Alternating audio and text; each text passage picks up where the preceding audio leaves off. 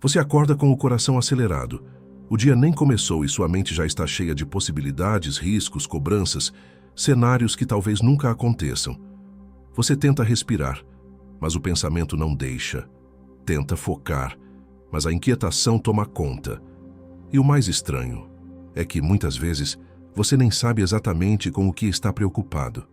É como se houvesse uma nuvem pairando sobre sua cabeça, feita de medos difusos, pequenas culpas e uma sensação constante de que algo vai dar errado, mesmo que tudo pareça sob controle. Essa é a mente que não consegue descansar. A mente que se alimenta de antecipações, de suposições, de urgências que ainda nem existem e que silenciosamente vai drenando sua energia, sua confiança e sua paz. Carl Jung compreendia isso como poucos. Ele não via a preocupação como um simples excesso de pensamento, mas como um sintoma da alma desconectada de si mesma. Para Jung, a preocupação crônica não nasce no presente. Ela é o eco de partes internas que foram esquecidas, ignoradas ou reprimidas. É o inconsciente gritando por atenção, usando a preocupação como linguagem. Enquanto o mundo tenta silenciar a mente com distração, Jung fazia o oposto. Mergulhava nela para entender o que havia por trás. Porque no fundo ninguém se preocupa à toa. A mente preocupada é um reflexo de algo mais profundo, e a chave para silenciar esse ruído não está em evitá-lo, mas em compreendê-lo. Este vídeo é um mergulho nesse mistério, uma jornada com Carl Jung para descobrir o que a preocupação realmente quer dizer e como é possível, sim, viver com leveza, mesmo quando o mundo parece pesado demais. Porque parar de se preocupar não é parar de sentir, é começar a escutar o que sua alma está pedindo. Carl Jung não acreditava em pensamentos aleatórios. Para ele, tudo o que surge na mente tem uma raiz mais profunda, especialmente a preocupação. A maioria das pessoas tenta lidar com ela racionalmente. Não pense nisso. Vai dar tudo, certo? É só coisa da sua cabeça. Mas a alma não se acalma com argumentos lógicos. Ela se acalma quando é ouvida, e muitas vezes a preocupação é o único jeito que a alma encontrou de pedir socorro. Ela aparece como um pensamento obsessivo, como um medo persistente, como uma tensão que nunca vai embora. Mas por trás de tudo isso, há uma parte sua que está tentando ser reconhecida. Jung via a preocupação como um desvio de energia psíquica. Quando a alma está desconectada do seu propósito, do seu centro, da sua verdade, essa energia se desloca para a superfície e começa a se expressar em forma de ansiedade, inquietação, pensamentos acelerados. É como um rio que perdeu o leito e começa a inundar tudo ao redor. O problema não é o rio, é que ele não está fluindo no caminho certo. Assim é a preocupação. Ela é excesso de energia psíquica sem direção. Uma tentativa de controle diante de um mundo interno que se sente perdido. Por isso, muitas pessoas vivem preocupadas mesmo quando não há motivos concretos. Porque a causa não está no que está acontecendo fora, está no que foi silenciado dentro. Jung observava que pessoas com níveis altos de preocupação geralmente tinham traumas emocionais antigos não elaborados, bloqueios criativos ou uma desconexão profunda entre o que vivem e o que realmente são. Elas se preocupam porque perderam a conexão com seu centro, e enquanto não reencontram esse centro, a mente continua tentando compensar com pensamentos, suposições, antecipações. Mas a verdadeira paz não vem do controle, vem do encontro com a própria verdade. E é esse encontro que começa a dissolver, de dentro para fora, o padrão da preocupação. Nem toda preocupação é inimiga. Há uma forma de preocupação que é instintiva, funcional, necessária. Ela nos alerta sobre riscos reais, nos prepara para situações que exigem atenção, nos ajuda a cuidar, prever, proteger. Esse é o lado saudável da preocupação, aquele que nos mantém conscientes do ambiente e responsáveis pelas nossas escolhas. Carl Jung reconhecia esse papel. Ele não via a mente como vilã, nem a racionalidade como um problema em si. O que ele questionava Era o desequilíbrio, porque há um ponto em que a preocupação deixa de proteger e começa a paralisar. Esse é o momento em que a energia psíquica, em vez de fluir, se acumula. A mente gira em círculos, o corpo responde com tensão, a respiração encurta e a alma se afasta. A preocupação excessiva não resolve, ela apenas nos prende em uma realidade que ainda não aconteceu e que talvez nunca aconteça. Ela nos rouba o agora, nos desconecta do corpo, nos impede de agir com clareza. Jung via isso como um sinal de que o ego está tentando controlar o que não pode. E quanto mais o ego resiste, mais o inconsciente responde com sintomas, porque o inconsciente não se manifesta diretamente. Ele fala por meio de imagens, emoções, sensações, e quando não é escutado, aumenta o volume.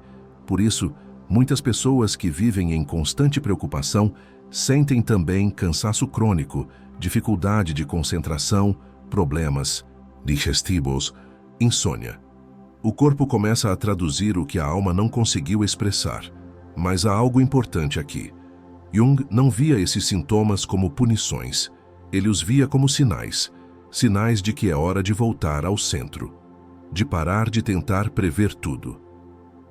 De começar a dialogar com o que está escondido por trás da tensão. Porque por trás da preocupação, quase sempre há medo. E por trás do medo, uma história. Uma parte da alma que ficou congelada em alguma dor antiga e que só quer ser reconhecida para finalmente se libertar. A preocupação, muitas vezes, é só a ponta visível de um medo que nunca foi nomeado. Você se preocupa com dinheiro, mas no fundo tem medo de não ser valorizado. Se preocupa com o futuro, mas carrega um medo profundo de falhar. Se preocupa com a saúde, mas talvez tema perder o controle ou ser esquecido. Cada preocupação esconde um núcleo emocional mais antigo, um medo primário moldado pela história pessoal. Carl Jung entendia isso com clareza. O medo inconsciente não desaparece com esforço. Ele se dissolve quando é iluminado. Jung chamava isso de trabalho com a sombra. A sombra, para ele, não era o mal.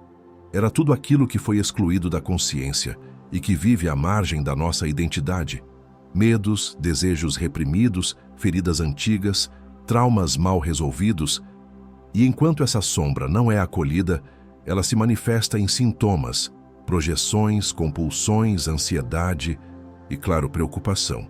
Porque a mente ansiosa nada mais é do que uma mente que tenta desesperadamente controlar o incontrolável.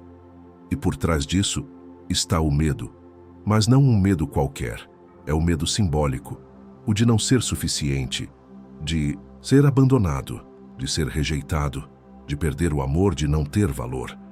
Esses medos foram semeados na infância, reforçados por experiências dolorosas e mantidos pela cultura do desempenho. E a preocupação se torna a forma mais aceitável de expressá-los. Ela parece racional, parece cautela, mas por dentro é desespero. Carl Jung acreditava que só podemos nos libertar da preocupação crônica quando paramos de combatê-la como um inimigo e começamos a escutá-la como uma mensagem. O que esse medo quer dizer? Quando ele começou? De quem era? Originalmente, essas perguntas não são simples, mas abrem portas internas que o pensamento automático não consegue acessar. E é nesse mergulho simbólico que a mente começa a se aquietar, porque ela não está mais lutando contra um monstro invisível. Está dialogando com uma parte esquecida de si mesma, e quando o medo é visto, ele deixa de comandar por trás das cortinas. Você faz listas, organiza tudo, revê cada detalhe, se antecipa, prevê, se protege, mas mesmo assim, continua preocupado, porque o problema não está no planejamento, está na ilusão de que se controlar tudo ao redor, conseguirá acalmar o que está dentro. Carl Jung dizia que o ego, essa parte da psique que constrói a identidade e tenta manter tudo sob controle, tem pavor do imprevisível. Ele quer garantias, quer respostas, quer um plano que nunca falhe, mas a alma não funciona assim. A alma não é linear. Ela se move por símbolos, intuições, processos e, às vezes, precisa do caos para se reorganizar. A preocupação nasce quando o ego tenta assumir um papel que não é dele. o de controlador absoluto da vida. E quanto mais ele tenta, mais ansioso se torna, porque a vida escapa, as pessoas mudam, as emoções oscilam, o destino segue seu fluxo misterioso, e nenhuma estrutura mental consegue segurar isso por muito tempo. Carl Jung via esse conflito como um dos maiores dramas humanos. De um lado, o ego tentando garantir segurança. Do outro, a alma pedindo entrega. E a preocupação é o campo onde essa batalha silenciosa acontece. Mas há um ponto de virada, o momento em que você percebe que o controle não traz paz, traz apenas tensão, e que a verdadeira liberdade não está em prever tudo, mas em aprender a confiar no movimento da vida. Isso não significa irresponsabilidade, significa flexibilidade interior, a capacidade de agir com consciência, mas sem rigidez, de planejar, mas aceitar o inesperado como parte do caminho. Jung dizia que a transformação acontece quando o ego deixa de ser o tirano e passa a ser o servo do self, ou seja, quando a mente para de querer dominar a alma e começa a escutar o que ela está dizendo. É aí que a preocupação começa a ceder, não porque a vida ficou perfeita, mas porque você deixou de brigar com o fluxo natural da existência e aprendeu que há sabedoria, até no que não pode ser controlado. Você já tentou se acalmar com frases prontas, já repetiu mantras, já tentou se distrair, mas a mente continua insistindo, porque não é o que você diz, é o que você não está ouvindo. Carl Jung entendia isso profundamente. Ele dizia que o silêncio interior não é ausência de ruído, é presença total, é quando você para de fugir e começa a escutar. A mente preocupada fala alto, mas a alma sussurra. E para escutar esse sussurro, é preciso silêncio. Não o silêncio da ausência de sons externos, mas o silêncio da entrega interna.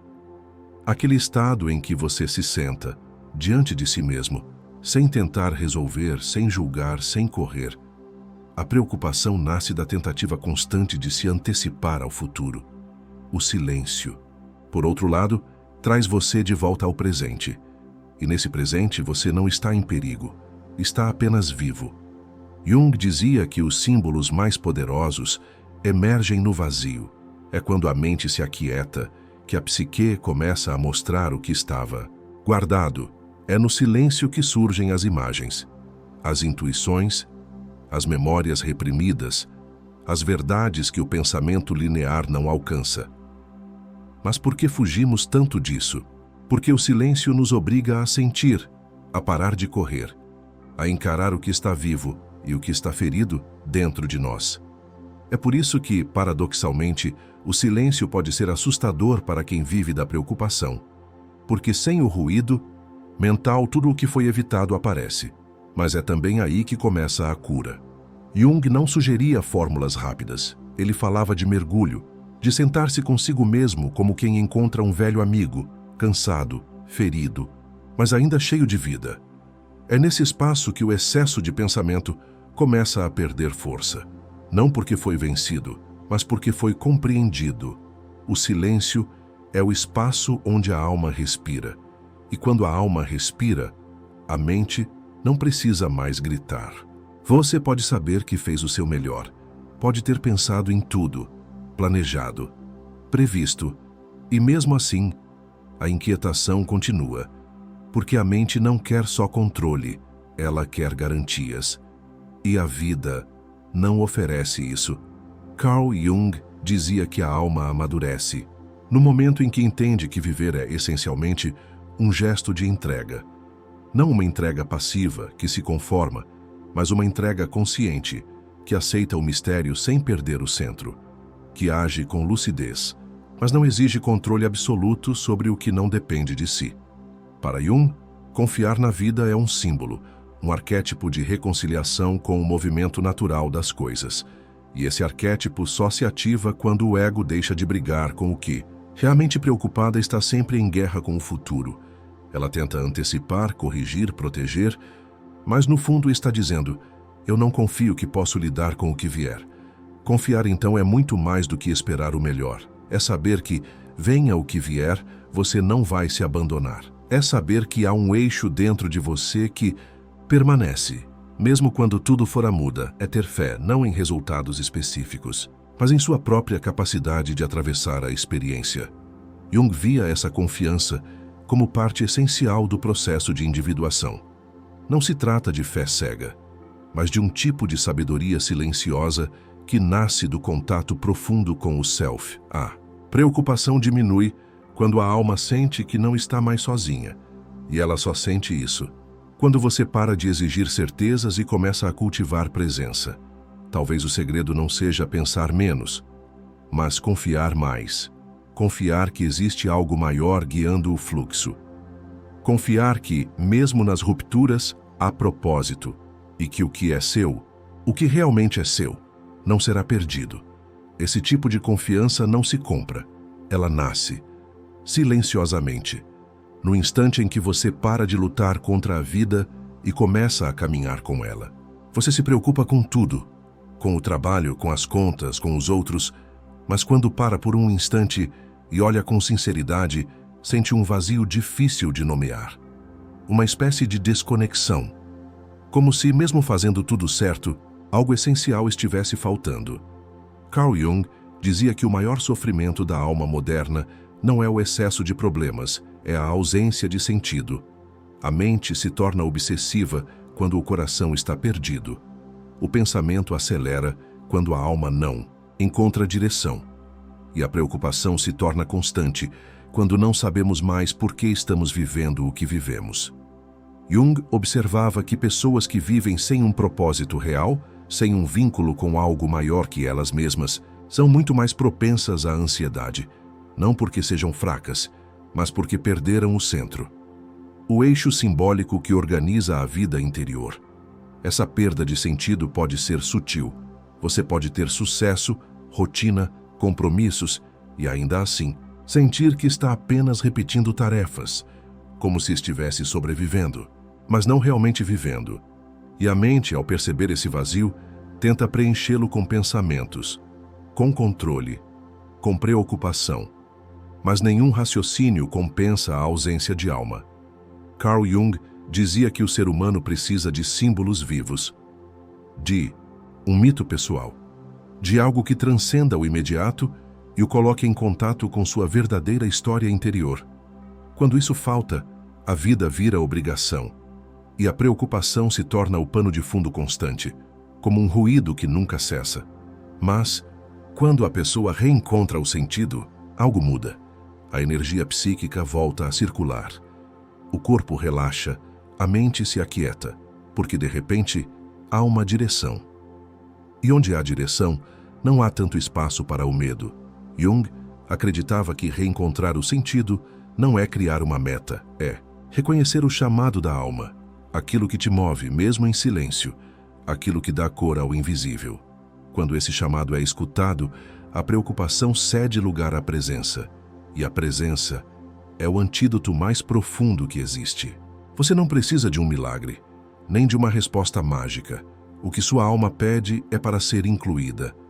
Carl Jung dizia que o sofrimento psíquico surge, quase sempre, da cisão interna. Quando a vida externa caminha em uma direção e a alma em outra. Você trabalha, cuida dos outros, cumpre suas obrigações, mas lá dentro, algo permanece inquieto, como uma criança que foi deixada para trás, como uma verdade que nunca foi dita. Essa desconexão gera angústia, e a angústia gera preocupação. Mas quando a alma é trazida de volta, tudo começa a se reorganizar. Não é que os problemas desapareçam, é que você deixa de ser arrastado por eles, porque reencontrou o chão. Carl Jung chamava isso de reintegração do self.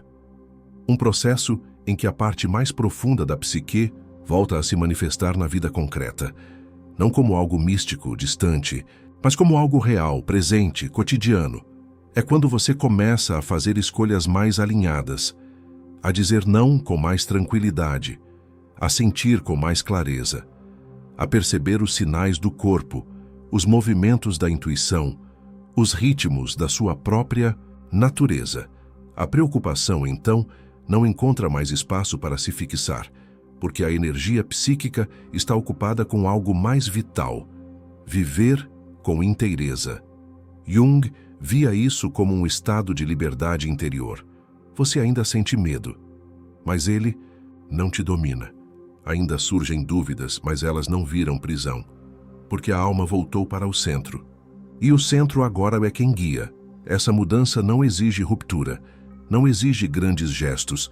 Ela começa com um simples movimento: parar de ignorar a si mesmo, e nesse gesto silencioso, a mente encontra o repouso que tanto procurava, porque ela não precisa mais carregar o que era da alma.